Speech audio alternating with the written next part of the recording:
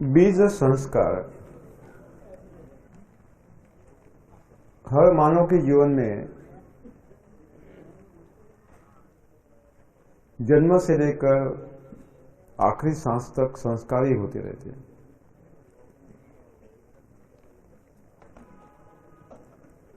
इसके पीछे कुछ उद्देश्य होते हैं।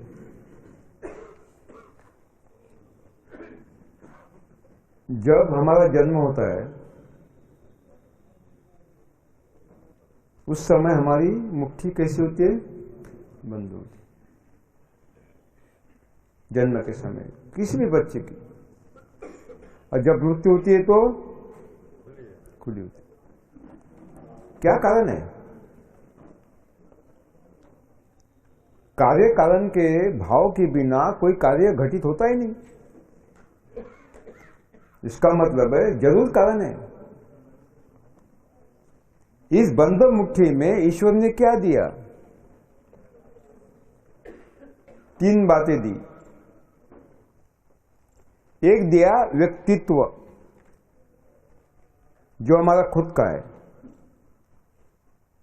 जो हमारा खुद का है, जन्म के समय ही हमें मिलता है। हम आगे बढ़ेंगे, राह हमारी होगी, राह हमारी होगी, दूसरे की नहीं होगी। संत महात्मा राह नहीं दिखाते, राह तो हमारे पास है। प्रकाश डालते हैं। क्या डालते हैं? प्रकाश डालते हैं।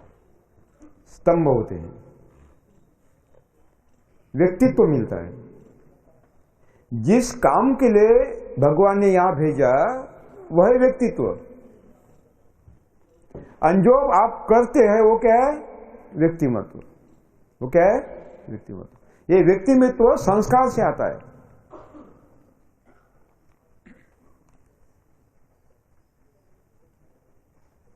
सॉफ्टवेयर इंजीनियर क्या पढ़ा वो? सॉफ्टवेयर इंजीनियर फोन करता है। सॉफ्टवेयर इंजीनियर फोन करता है कि मैं नौकरी छोड़ना चाहता हूं, खेती करना चाहता हूं। क्यों? क्योंकि अंदर से समाधान नहीं है, आनंद नहीं है, मैं बहुत चिंतित हूं, मैं निकलना चाहता। उसकी आत्मा तड़प रही है। इसका मतलब है ये इंजीनियर व्यक्तिमत्व है। व्यक्तित्व कौन है? किसान। जिसके लिए ईश्वर ने भेजा वो नहीं किया, जिसके लिए नहीं भेजा वो किया। वो व्यक्तित्व। साथियों, 2 दायित्व दिए हैं भगवान ने। एक दिया है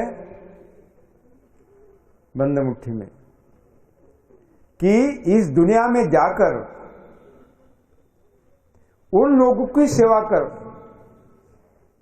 उन लोगों के लिए काम कर जो पीड़ित है, शोषित है, दुखी है, कष्टी है, जिनका कोई नहीं, जिनका कोई नहीं, उनके लिए काम कर।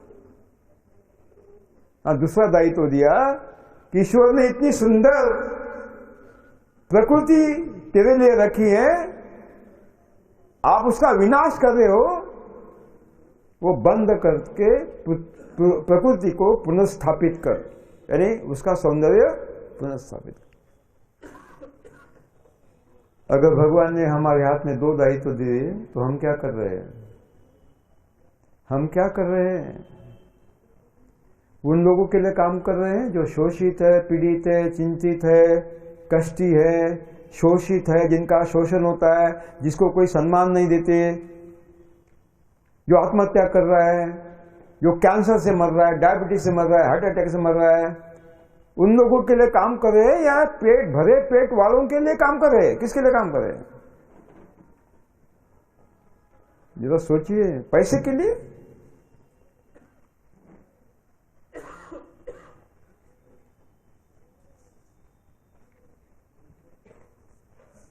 कितना पैसा चाहिए? 2 समय की रोटी के लिए कितना पैसा चाहिए? और सारा पाप करके, भ्रष्टाचार करके, सारा कुव्यवहार करके जितना पैसा कमाते हो, ऊपर ले जाने का पासवर्ड है आपके पास? यही रखना पड़ता है।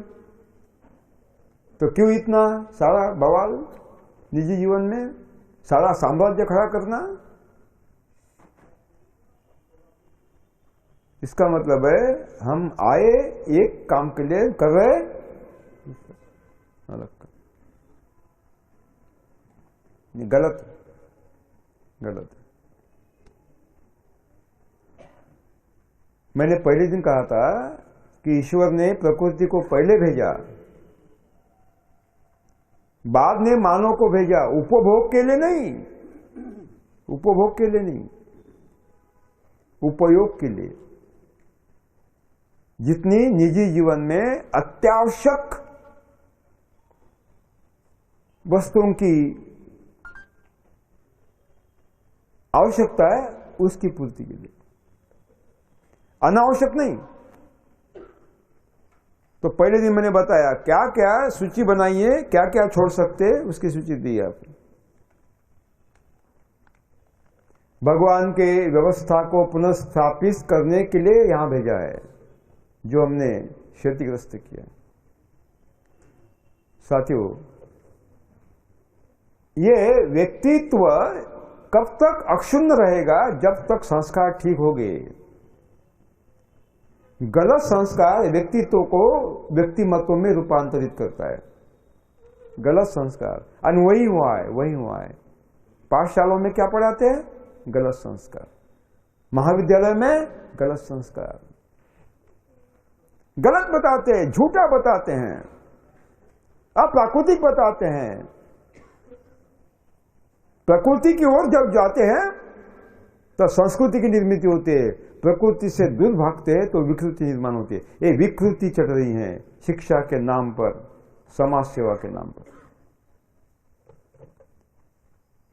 जैसे हम पर संस्कार आवश्यक है, उसी तरह बीजों पर भी संस्कार आवश्यक होते हैं।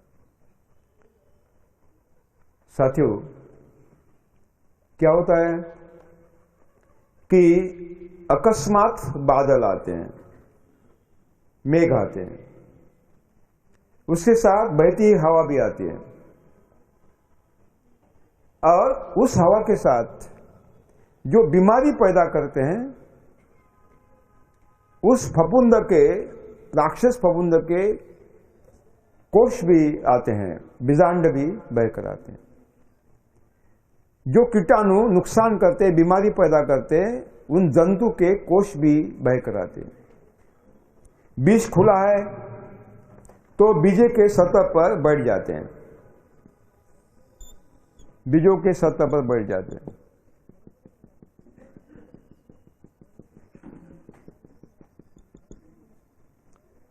राक्षस आकर बैठ गए। अगर इनको आप संस्कारित नहीं करते तो राक्षस नष्ट नहीं होंगे। इसके लिए उसको संस्कार करना है। अगर संस्कार नहीं किया, जैसे वैसे बीज हमने भूमि में डाल दिया, तो ये क्या करते हैं, भूमि में उनकी संख्या बढ़ती है, और फिर ये जो राक्षस जीवाणु है जड़ों में घुसते, काय में प्रवेश करते हैं, जड़ों में, और पूरे शरीर में फैलते। तो बाद में आपको मालूम पड़ता है पत्तों पर क्या क्या दाग पड़ रहे हैं। कौन से दाग पड़ रहे हैं? काले पीले धब्बे पड़ रहे हैं, भाव बढ़ रहे हैं, बाद में पत्ता पीला पड़ रहा है और नीचे गिर रहा है। ये बीमारी आ रही है, इनको बोलते हैं सीड बोर्न डिसीजेस, यानी जड़ों के माध्यम से होने वाली बीमारी। इसका मतलब है अगर हमें संस्कार करना है तो इनको भगाना पड़ेगा, इनको भगाना संस्कार करना ही पड़ेगा। ये जो फफूंद है, इसका मतलब है फफूंदनाशी, हमें कुछ तो मिलाना पड़ेगा। ये जो जंतु है, कीटाणु है, उनका रोग करने वाले कुछ जंतु रोधक चाहिए।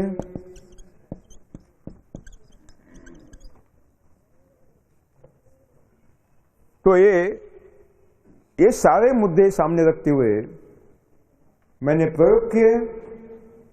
अंत में एक बहुत ही सुंदर संस्कार देने वाला एक साधन हमारे पास उपलब्ध हुआ, जिसको मैंने नाम दिया बीजामृत। क्या नाम दिया? बीजामृत। लिखिए, बीजामृत कैसे तैयार करना है। 100 किलो बीज संस्कार के लिए 20 लीटर पानी लीजिए। 100 किलो बीज संस्कार के लिए 20 लीटर पानी लीजिए। उसमें 5 लीटर देशी गाय का ही मूत्र डालिए। अगर गौमूत्र उपलब्ध नहीं है तो मानव का मूत्र भी चलेगा। मानव म्हणजे कोण? शाकाहारी, यानी वो मानव होता है। मांसाहारी कौन होता है? मानव नहीं होता। कौन नहीं होता है? हैवान होता है। तो हमें किसका चाहिए? शाकाहारी मानव। उसमें 5 किलो देशी गाय का गोबर ताजा डालिए। क्या लिया आपने? 5 लीटर क्या लिया? गोमूत्र लिया। बाद में क्या लिया? 5 किलो गोबर लिया। हाँ, मानो दोनों ले लिए आपने? दोनों ले लिए? कोई एक लीजिए आप, ठीक है। उसमें 50 ग्राम खाने का चूना, लगाने का नहीं, दूसरों को खाने का चूना 50 ग्राम। वो हम पान में खाते हैं ना, क्या बोलते हैं आप?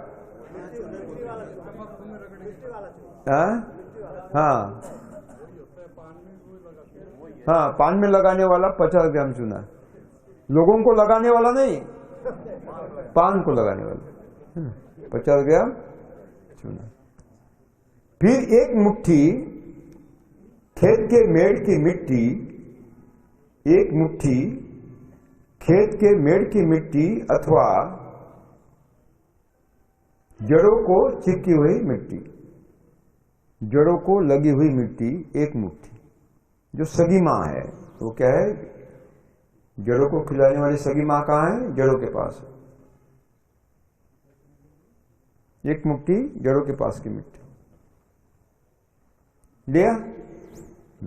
अब उसको घोलिए, लकड़ी से सव्य गति से घोलिए। घड़ी के कांटे जैसे घूमते हैं उस गति से, बाएं से दाएं, बाएं से दाएं ब्रह्मांड गति है, उसी गति से घोलिए। या that is the initial direction. खोल दिया।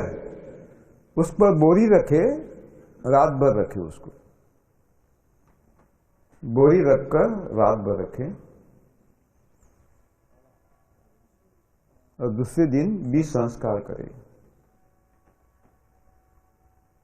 दूसरे दिन बीज संस्कार करें। ये कृषि वैज्ञानिक आपको बीज संस्कार ले कौन सी दवा बताते हैं? बाविस्टिन बताते हैं ना, बाविस्टिन।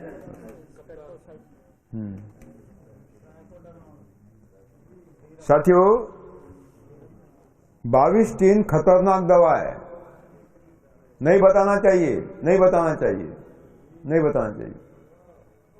बाविस्टिन कॉपर फंगिसाइड है, ताम्रयुक्त फंगुनाशक दवा है, और वो हमारे मित्रों को भी खत्म करता है, दुश्मनों को भी खत्म करता है। 2 प्रकार के फफूंद होते हैं। एक होता है जो नुकसान करता है, जड़ों को गलाता है, पौधों को सुखाता है, यह दुश्मन फफूंद है।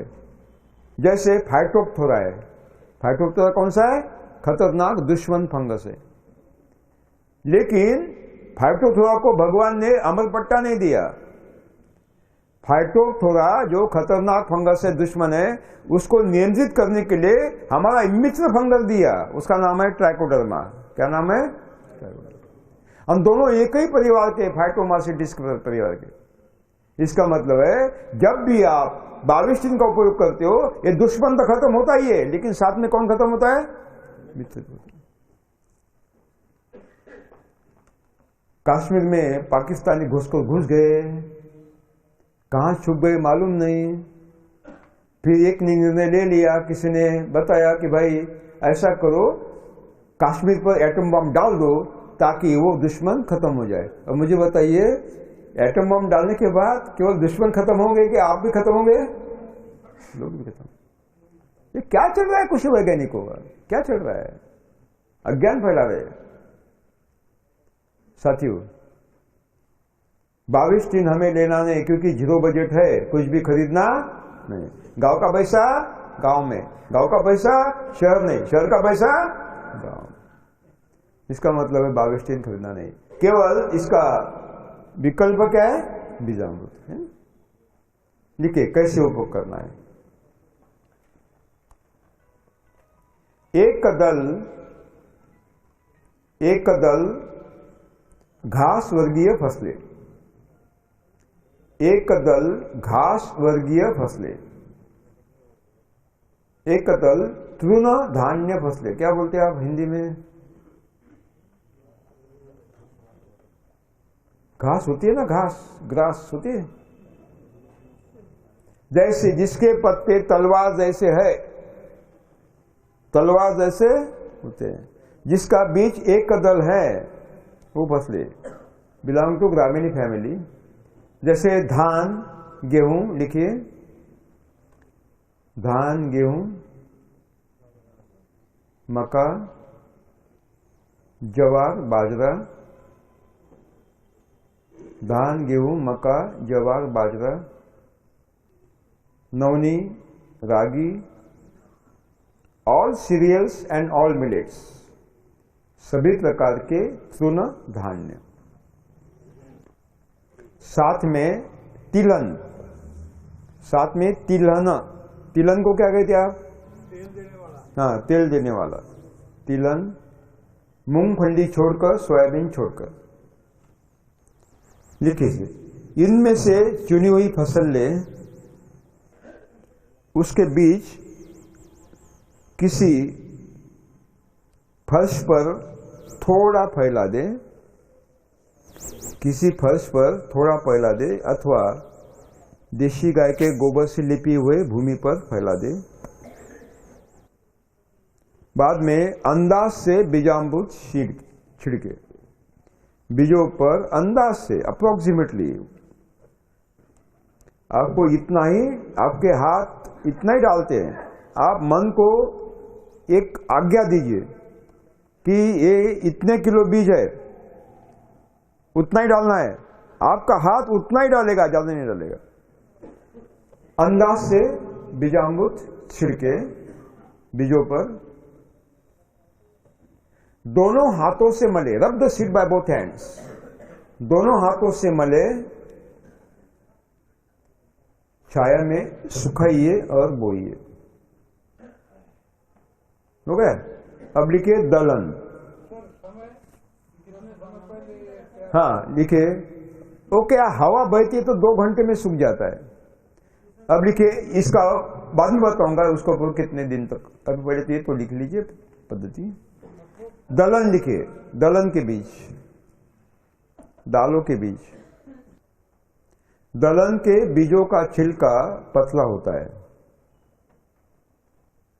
घिसने से निकल जाने की संभावना होती है। दलहन के चुने हुए फसल के बीज ले, उसको थोड़ा फैलाइए, अंदाज से बीजामृत छिड़के, दोनों हाथों से मलना नहीं है। डोंट रब द सीड, दोनों हाथों से मलना नहीं है, छिलका निकल जाएगा। केवल दोनों हाथों की उंगलियां फैला दे और धीरे से उंगलियों से नीचे ऊपर करे, बीजों को धीरे से उंगलियों से नीचे ऊपर करे। संस्कार हो जाएंगे। छाया में सुखाइए, बोइए। अब लिखिए मूंगफली, सोयाबीन, इन दोनों के छिलके बहुत पतले होते हैं, संवेदनशील होते हैं, they are too much sensitive, इसलिए इनके इच्छित बीज ले, जितना बीज है उसका 10 गुना मात्रा में घनजीवामृत। 10 किलो है तो कितना घनजीवामृत? 10% माने कितना? हाँ, नहीं 10 किलो भी है तो कितना? 1 किलो घनजीवामृत, 10% है ना। और फिर उंगलियों से धीरे से उसको मिलाइए, उंगलियों से घनजीवामृत को बीजों के साथ धीरे से मिलाइए, नीचे ऊपर करिए धीरे से, संस्कार हो जाएंगे, आपको दिखाई नहीं देगा लेकिन संस्कार हो जाएंगे। घनजीवामृत जितने, अगर 100 किलो बीज है तो कितना घनजीवामृत? 10 किलो, ठीक है। अब लिखिए गन्ना के बीज, केले के कंद, राइजोम्स ऑफ द बनाना, केले के कंद, आलू, हल्दी, अदरक, इनके कंद, इनमें से चुनित फसल के बीज बांस के टोकरी में ले और बीजों सहित टोकरी बीजामृत में कुछ क्षण के लिए डुबोए। बीजामृत में क्या डुबोना है? वो बास्केट ही डुबोना है, वो जो टोकरी है ना, बीजों सकट डुबोना है बीजामृत में, जल्दी से काम हो जाता है। कुछ क्षण उसमें रखकर निकालकर उसकी खेत में अभिवृद्धि करें। सब्जियों के बीज, सब्जी के बीज पैकेट में से निकालकर ठंडे पानी से उसका पाप धो डालिए, उसको जो जहर लगा है वो पानी से धो दीजिए, बाद में बीजामृत का संस्कार कर छाया में सुखाए। फलों के बीज, फलों के बीज भी इसी तरह संस्कारित करें, लगाए। छाट कलम, छाट कलम, छाट कलम को क्या बोलते हैं? कलम, कलम। गुलाब, कौन कौन से कलम लगाते हैं आप? पॉपुलर, हम बोल रहे सही है, पॉपुलर, सहजन, ग्लिसिडिया, खाने का पान, ब्लैक पेपर, काली मिर्च, वेनिला, ये सब एक बांबू के बांस के बास्केट में ले, बीजामृत में डुबोए और लगाए। अब लिखे पौधशाला, पौधशाला को क्या बोलते हैं हिंदी में? नर्सरी बोलते हैं, हाँ हिंदी में नर्सरी बोलते हैं। पौधशाला में बीज डालने के पहले बीजामृत का संस्कार करें, बाद में बोआई करें। पौधशाला के गद्दी पर बाद में बोआई करें। रोपाई के पहले, पौधशाला से पौधे उखाड़ने के बाद, रोपाई के समय, रोपाई के पहले पौधशाला से पौधे उखाड़ने के पश्चात पौधों की जड़ें बीजामृत में डुबोए। Just dip the roots in the beejamrutham, डुबोए और रोपाई करें। साथियों, अभी हमने बीजामृत में क्या लिया? देशी गाय का गोबर लिया। देशी गाय का गोबर अद्भुत फंगीसाइड है, अद्भुत फंगीसाइड, यानी फफूंद का हमने क्या किया? नाश किया। ये जो जंतु है, कीटाणु, उनको रोकने का काम देशी गाय का गोमूत्र करता है। गोमूत्र जंतुनाशक नहीं है, जंतु रोधक है, बहुत ही बढ़िया काम करता है, इसलिए हमने गोमूत्र लिया। जब गोबर गोमूत्र एक साथ आते हैं तो कुछ हद तक उसकी आम्लता बढ़ती है। आम्लता घटाने के लिए हमने क्या लगाया? चूना लगाया और एक बीजामृत बनाया। साथियों, आप वो पैकेट खरीदते हैं बीजों का, उस पर लिखा होता है 55% अंकुरण क्षमता, लिखा होता है ना। 55 क्यों? 90 क्यों नहीं? इसका कारण है, इसका कारण इसका कारण है, लिखते तो 100 लिखते, 200 लिखेंगे, वो लिखने में क्या है? कोई मॉनिटरिंग सिस्टम नहीं है। ये अंकुरन क्यों नहीं होता 100%? इसका कारण है ये बीजों के अंदर कुछ रासायनिक तत्व होते हैं। बीजों के अंदर कुछ रासायनिक तत्व होते हैं जो अंकुरन को रोकते हैं। इनको कहते हैं अंकुरन विरोधी तत्व, अंग्रेजी में कहते हैं anti germinating aflatoxins. Anti germinating aflatoxin ये रोकने का काम करते हैं। इसका भी कुछ कारण है, इसका भी कुछ कारण है। वो आनुवंशिक क्षेत्र में जाता है कारण। लेकिन ताज्जुब होगा, आपको मालूम पड़ेगा जब आप बीजामृत का संस्कार करते हैं ना, सारे अफ्लाटॉक्सिन न्यूट्रल होते 90% के ऊपर अंकुरन। कितना? मोर देन 90%, 90% के ऊपर अंकुरन। बीजामृत का चमत्कार, बीजामृत का चमत्कार। आपको मालूम पड़ेगा कि आप जब मूंगफली बोते हैं, सोयाबीन बोते हैं तथा चना बोते हैं, 1 महीने के उपरांत जब खेत में जाओगे तो आपको मालूम पड़ेगा कुछ पौधे मुरझा गए हैं और गिर रहे। सही बात है ना? मर रहे। ये काम जीवाणु करते खतरनाक, जैसे फ्यूजेरियम है, कुछ प्रकार के सुडोमोनास है, ये खतरनाक है, जड़ों को गला देते। इनको नष्ट करने का काम हमारे मित्र जो जीवाणु होते हैं वो बीजामृत में होते हैं। आप बीजामृत का संस्कार करें, एक भी पौधा नहीं मरेगा, गारंटी। एक पौधा भी नहीं मरेगा, गारंटी। भूमि का शुद्धिकरण, बीजों का शुद्धिकरण, बीज संस्कार के लिए बीजामृत तैयार करने के लिए हमने कुछ भी खरीद कर नहीं डाला। घन जीवामृत तैयार करने के लिए हमने कुछ भी खरीद कर नहीं डाला, और जीवामृत तैयार करने के लिए भी कुछ भी खरीद कर, हाँ, गुड़ डाला है, गुड़ डाला है, गुड़ डाला है, तो खरीदना ही नहीं है। अगर गन्ना है तो गन्ने से आपके घर में बहुत ही प्राकृतिक गुड़ बना सकते हैं। सरल विधि है, सरल विधि है। नहीं तो 10 किलो गन्ने के टुकड़े मैंने बताए ना, गन्ने के टुकड़े डाल सकते हैं, गुड़ की कोई आवश्यकता नहीं है। ये अपना पपीता लगाया, कितने फल मिलते? 100 फल मिलते, फल ही फल है। एक सपोटा लगाया चीकू, 2500 यानी 10,000 चीकू मिलेंगे एक में। एक केला लगाया, अमरूद लगाया, तो आपको घर में फल मिलते हैं। फलों का गुदा भी ले सकते हैं, खरीदने की कोई आवश्यकता। और कुछ नहीं मिला तो आश्वासन तो है ना? आश्वासन तो मुफ्त में मिलते हैं चुनाव के समय, वो भी 1 किलो डाल सकते। तो साथियों, नेताओं के आश्वासन, तो साथियों हमने कुछ भी खरीद कर नहीं डाला। बेसन है तो हमने घर में हमें तैयार करना है। हमारे गन्ने में हमें दलहन लेना है, कल हो जाएगा विषय कैसे लेना है। हमारे हर फसल में दलहन लेना है। घर में घर की मुर्गी कैसे मालूम आपको? यही तो पकड़े जाते हैं, यही पकड़े जाते हैं। तो ठीक है भाइयों, अभी थोड़ा 5 मिनट समय लूंगा, बाद में छोड़ देंगे।